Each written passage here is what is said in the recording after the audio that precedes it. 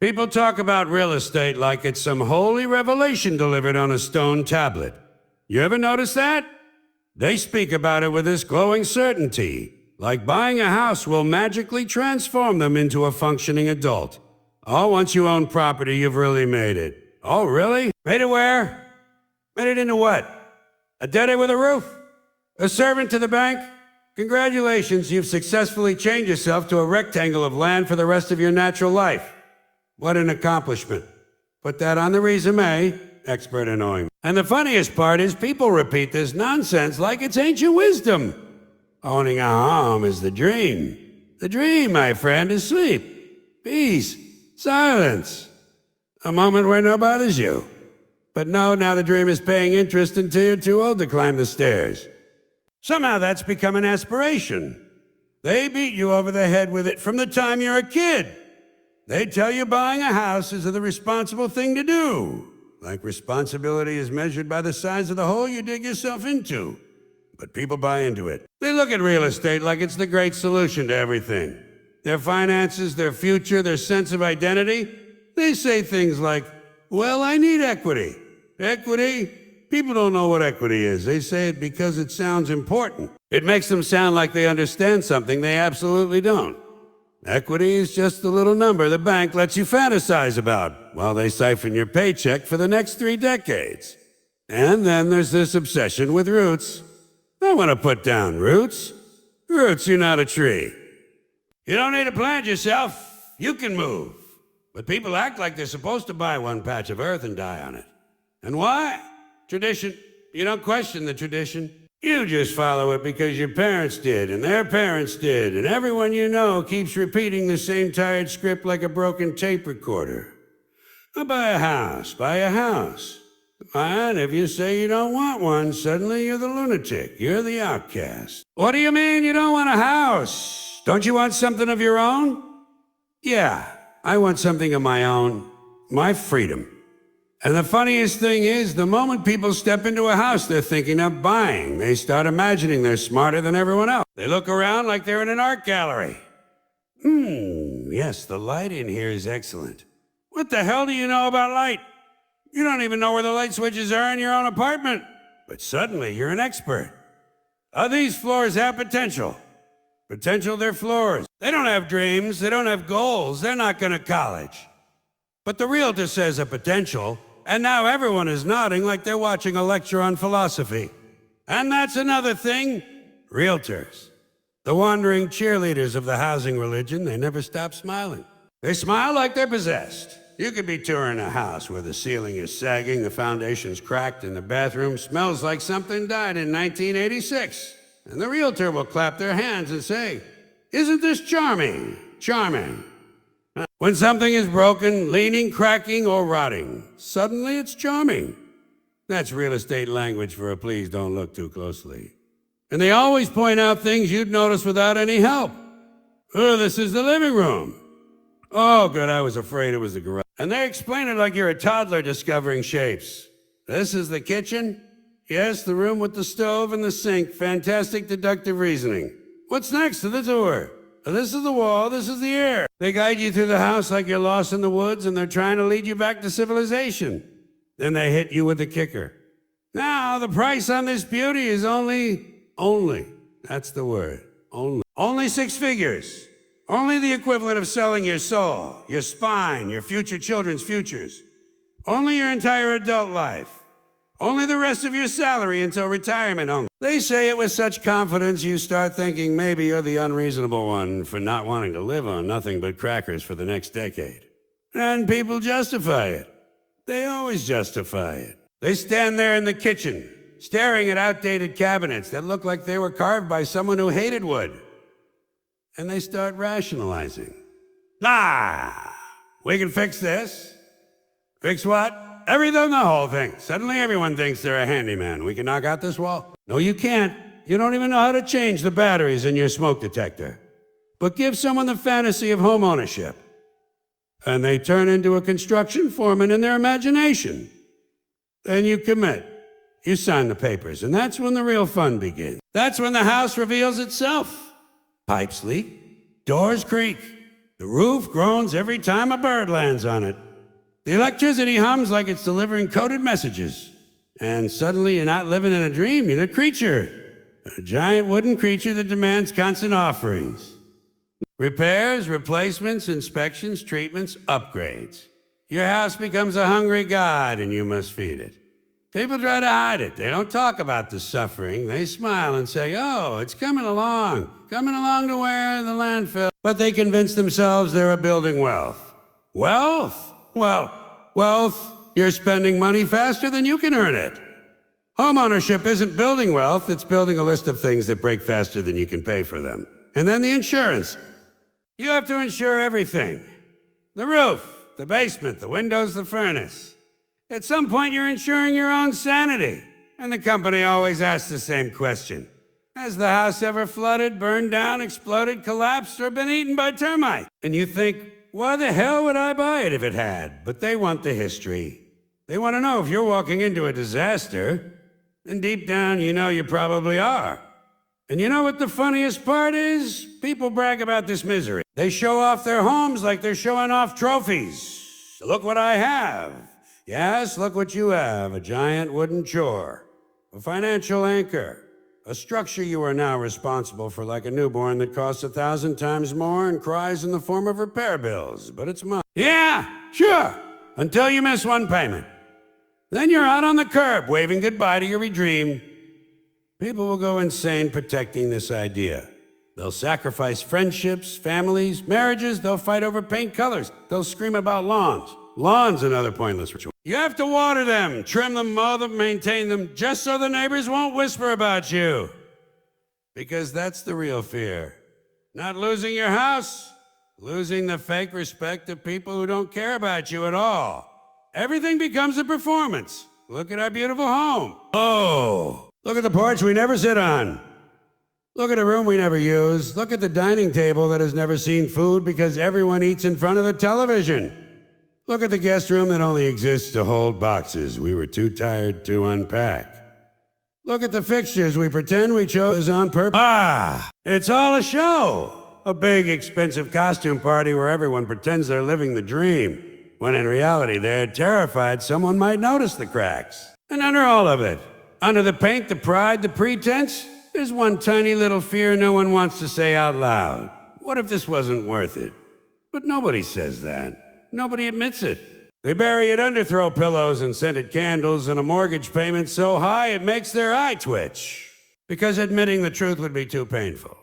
Admitting the truth would mean admitting the dream was sold to them packaged neatly, marketed beautifully, and handed over with a smile. Admitting the truth would mean admitting they bought the scam. And nobody wants to admit they bought a scam. Not when the scam comes with a front porch. Not when the scam comes with a lawn. Not when the scam comes with a key. And definitely not when the scam is the one thing they were told their whole life they should want. But the truth doesn't go away, it just sits there. Right under the roof they're still paying for. You ever notice how people walk around talking about a common sense? Like it's this magical ingredient sprinkled on humanity at birth. Like we all come equipped with a little starter pack. 2 eyes, 2 ears, and 1 jar of common sense. But somewhere between school, work, and trying to understand why their neighbor's dog wears a sweater in July, people manage to misplace the whole damn jar. And not just misplace it, they lose it the way people lose socks in the dryer. One minute it's there, the next minute it's been sucked into some parallel universe full of lost airplane luggage and political promises. Common sense isn't dying. It's been dead for decades. It's so dead it's starting to smell, and nobody's burying it because they're too busy arguing about who killed it. People love to pretend they're logical. They walk around saying, I'm just a practical person. Practical? These are the same people who microwave fish at work and can't figure out why everyone hates them. The same people who say things like, well, I don't need instructions, I know what I'm doing. Right before the thing they're assembling collapses and takes out a house plant. That's humanity. That's the species. A bunch of confident idiots with access to power tools. And the funniest part is people think common sense is rare because society is complicated. No, it's not. Society is pretty simple when you zoom in. It's just a giant talent show where half the contestants don't know they don't have talent. That's all life is. A parade of people making decisions that would make a raccoon shake its head in disappointment. And we act like this is new. It's not. Humans have been this way forever. We built pyramids before we figured out underwear. That's the timeline. We had towering stone monuments before we had elastic waistbands. Makes you wonder how many architectural feats were achieved by a bunch of guys who were one uncomfortable breeze away from quitting. But today it feels louder. Not worse, just louder. Turns out when you give everyone a megaphone, you discover just how many shouldn't be speaking without adult supervision. You meet people who can't choose the right lane at a roundabout, but they're very confident about how the world works. They'll say things like, everything's pretty straightforward if you think about it. No, it's not. You can barely figure out how to pump gas without holding up 8 cars behind you. Don't act like you've cracked the universe, and every generation thinks the next one is the dumbest. Goyets today have no common sense. No, they just have new ways of showing it. Back then, you stuck a fork in an electrical socket. Now they try to fix a computer by hitting it with a shoe. Same stupidity, different settings. The older folks like to pretend they were geniuses. Now, back in my day, Back in your day, people smoked cigarettes at the doctor's office and thought the solution to every problem was to hit it with a wrench. You weren't brilliant, you were just confident. There's a difference, huge one. Look at how people handle emergencies. The moment something unexpected happens, the brain just packs its little suitcase and leaves town. You ever see people try to navigate a situation that requires even a tiny bit of instinct?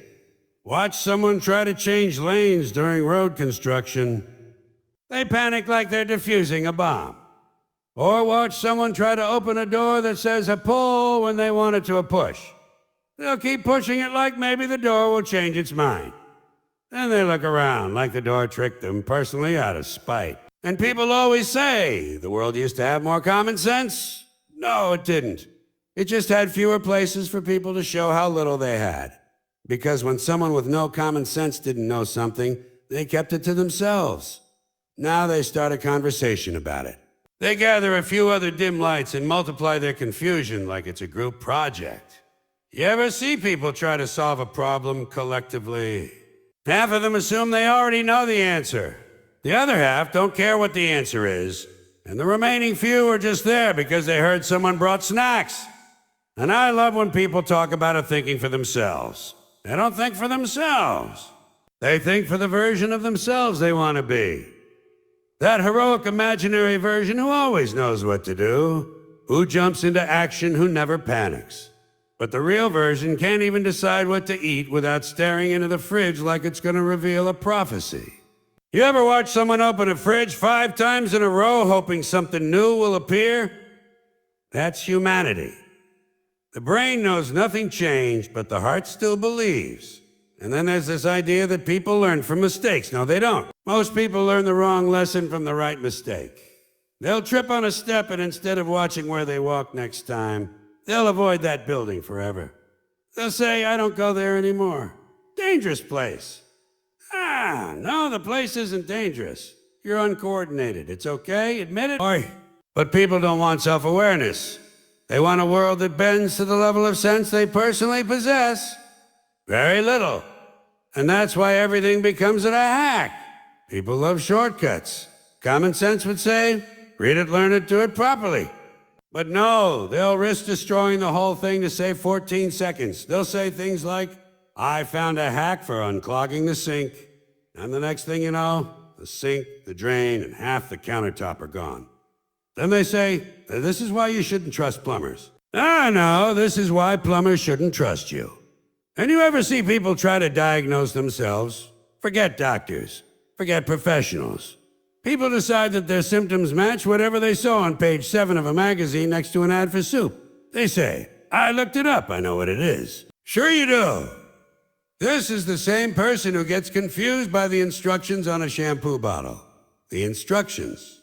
The 3-step process humanity wrote so nobody would have to think in the shower.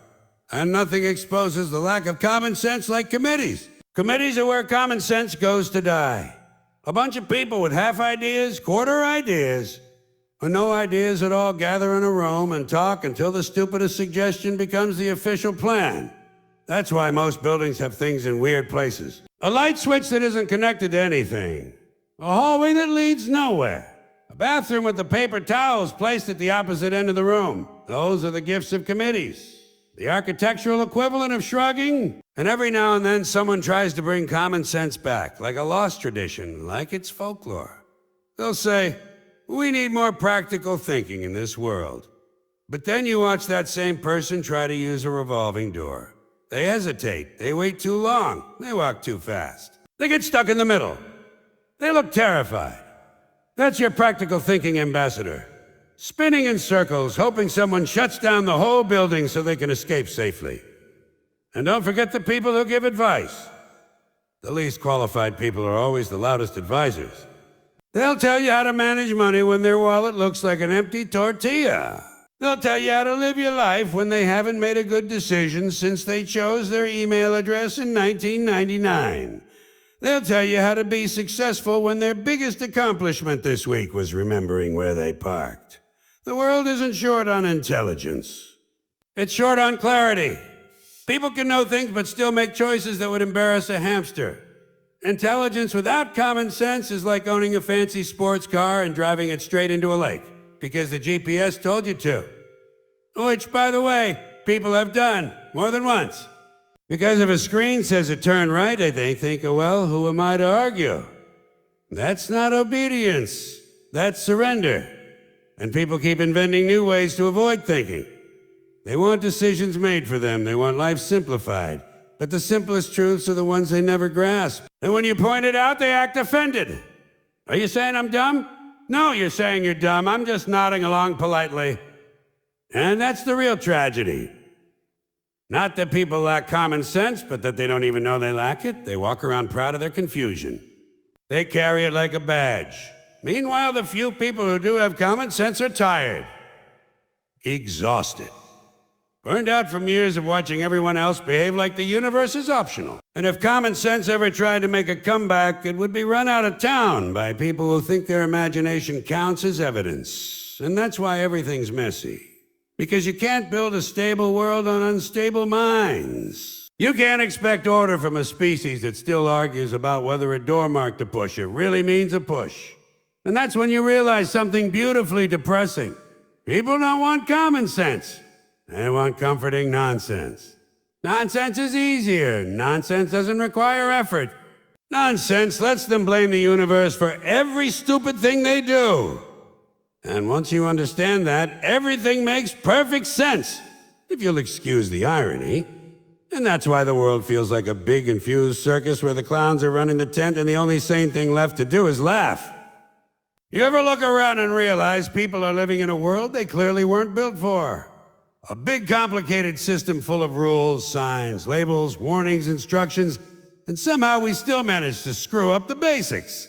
And the best part is, the system screws up too. Everything's a mess. The people are confused, the systems are confused, and the only consistent thing is the confusion.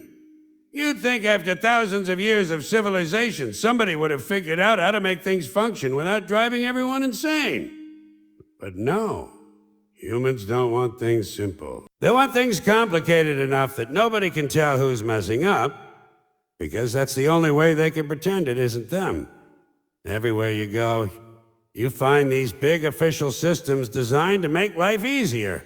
And all they really do is make it harder in very impressive, very expensive ways. You walk into a government office and suddenly you're 200 years older. It drains you. Like the air inside those buildings has been filtered through paperwork and despair. You stand in line for an hour just to talk to a guy whose job is to tell you you're in the wrong line. Then you go to the next line and they say, oh no, we don't handle that here. You need to go back to the first guy. You say, but he said, and they say, well, he's wrong. Well, of course he's wrong. They're all wrong. That's the design. A big maze where every door leads to a different form you already filled out. And nobody in charge knows what's happening. They pretend. They have badges and desks and plastic nameplates, but if you ask them one question outside their script, they freeze like wildlife caught in headlights. You ask, so what do I need to complete this application? They stare at you like they've never met a human being before. Then they hand you a pamphlet written in a language that looks like English but feels like a threat. Now the instructions always contradict each other. Page 1 says include a copy of your ID. Page 3 says do not include copies of identification. Page 7 says only include copies of identification. You call the number on the back for help and they say, oh, that pamphlet is outdated. Outdated, it's from last month. It's fresher than the coffee in the waiting room. Systems love rules. Rules love loopholes. And loopholes love chaos. That's how the world works. You go to pay a bill and they say, you can't pay that bill here. You say, where can I pay it? And suddenly everyone becomes a philosopher. They'll say things like, it depends, which translates to, we don't know, but we'd rather die than admit it. You ever hear someone in authority say it depends? That means they have no idea what the hell is happening, but they're confident enough to act like the confusion is your fault. And then they wonder why people get irritated. Irritated. People are barely holding on. Between the paperwork, the rules, the fines, the passwords, the codes, the appointments, the queues, the deadlines, the fees, the confirmations, and the procedures, the average human brain is running on fumes. It's amazing anyone gets anything done at all. You're expected to follow instructions that contradict logic, reason, and sometimes the laws of physics. You ever try to read the safety instructions on a new appliance? They warn you not to use the blender near water, not to use it near children, not to use it near dogs, not to use it outdoors, not to use it on Tuesdays, and not to use it with the lid off. So basically, don't use it. Why sell it? Just ship people a box of regrets. And nothing exposes the madness of systems like customer service. You call them and you get a robot. A cheerful robot. A robot that sounds excited to ruin your entire afternoon. Please listen carefully as our options have recently changed. They just want you to think they're doing something. Then they say, press 1 for billing, press 2 for services, press 3 for technical support. You press 3. The robot says, I'm sorry, I didn't catch that. You press it again. Same response. Press it harder. Doesn't help, shot agent. Into the phone. The robot says, hey, did you say cancel service? Now you're trapped. You can't hang up because you've already invested 15 minutes, but staying on feels like a slow-motion spiritual collapse. When you finally reach a human being, oh, that's the jackpot. Except the human doesn't work in the department you need. They'll kindly transfer you. They always say you kindly. Then you spend 7 minutes listening to hold music that sounds like it was composed by someone who hates music and people. And then, click. The call drops. You sit there in silence. You stare at the phone like it betrayed you personally. You consider walking into traffic. That's a modern ritual. A rite of passage. You haven't lived until the phone menu broke your spirit. And the funniest part is these systems pretend they're here to help you. We value your time, they say. No, you don't. If you valued my time, you wouldn't put me on hold long enough to age. If you valued my time, you'd staff the building with people who know what they're doing instead of handing out uniforms to anyone who can fog a mirror. You know how low the bar is to be considered helpful now? Someone picks up the phone in under an hour. That's it. That's excellence. That's heroic. And the same kind of dysfunction shows up everywhere. Schools, offices, airports, hospitals, pick a system. They all run the same way. Slowly, expensively, and with the grace of a drunk elephant on roller skates. You go to an airport and they make you take off your shoes, your belt, half your dignity. You walk barefoot across a floor that has seen more germs than a daycare. Now what's the purpose of all this? To create the illusion of safety. They're not stopping danger. They're stopping logic. Meanwhile, the guy behind you is arguing with security about why he can't bring a giant jar of pickles onto the plane. A jar. And he's shocked. But they're for my aunt. Great, your aunt can visit the jar after it explodes in the cargo hold. And hospitals. Hospitals have their own brand of chaos. You walk in with your leg hanging off and they say, please fill out these forms. Forms. My leg is auditioning for a horror movie and you want my address? They asked for information you gave them last time and the time before and the time before that. You'd think with all the machines they have, with all that buzzing and blinking, they'd be able to store your name somewhere. But no, Every visit is your first visit. Every visit is amnesia for both of you. And office workplaces, forget it, a gallery of madness. Meetings about nothing, scheduled by people who understand nothing, attended by people who want nothing except to go home. Every office has the one person who loves meeting. They live for them. Their whole personality is a let's circle back. The idea you never had. The task nobody wants? The spreadsheet that looks like a cry for help? People sit in those rooms pretending to care while slowly dehydrating from boredom. And at the end of the meeting, someone always says, "A great discussion, everyone?" No, it wasn't. It was verbal taxidermy. Words with no life in them. And then you have the systems that pretend they're modern. They brag about being advanced.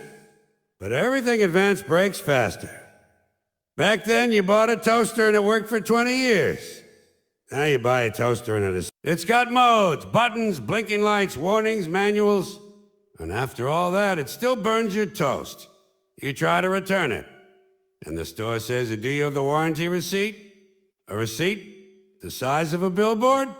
The one printed on thermal paper that fades faster than a politician's promise. Ah, now you don't have it, nobody has it. Those receipts disappear like magic tricks. And without it, they can't help you. Company policy, they say. Company policy is the adult version of because I said so. And you ever notice how everything needs an account now? You can't even buy a sandwich without creating a profile. Sign up to save your preferences. Preferences? My preference is, give me the sandwich. But no, they want your email, your password, your birthday, your phone number. Suddenly ordering lunch feels like applying for a mortgage. And people accept this. They accept systems that don't work, instructions that make no sense, rules that contradict each other. They accept it because they're tired. Everyone is too exhausted to fight back. And the systems know this. They know humans are overwhelmed and confused. They count on it. They thrive on it. Because a confused population is a quiet one.